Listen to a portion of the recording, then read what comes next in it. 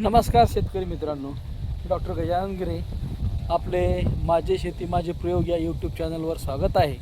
आणि आपण आपल्या 1 जुलै रोजी पेरणी केलेल्या उडदामध्ये आहोत. आज जवळपास 23 जुलै. तर या 23 दिवसात उडीद कसा उगवला आणि त्याची कशी स्थिती आहे हे बघूया. तर हा 23 जुलै रोजी पेरणी केलेला निर्मलचा उडीद आहे. सीड प्लॉट आहे उडदी. आणि याची आपण 1 जुलैला पेरणी केली होती. आज 23 जुलै आहे. जवळपास 23 दिवस याला पेरून झालेले आहे. हे गव्हाचं शेत होतं. आपण काढ न जाळता ते रोटर करून यामध्ये पुरलेलं होतं. ते जवळपास पूर्णपणे सडलेलं आहे.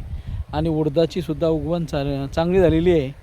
एकरी जवळपास 6.5 ते 7 किलो आपण टिपणीच्या साह्याने यामध्ये बियाणं टाकलं होतं.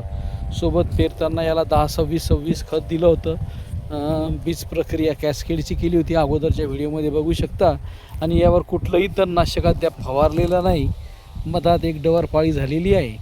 आणि आज 23 दिवसानंतर उडीद आपला असा छान आहे. यावर अद्याप तरी कुठला रोग दिसत नाही आहे.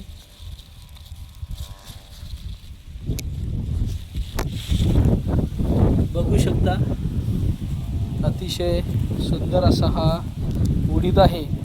आता यावर आपल्याला पहिली फवारणी घ्यावी लागेल. तर रोज चषक किडी आणि अळीसाठी फवारणी घेण्याचा विचार आहे. तर उडदावर आपण पहिली फवारणी कोणती घेत असता हे कॉमेंट करून सांगा.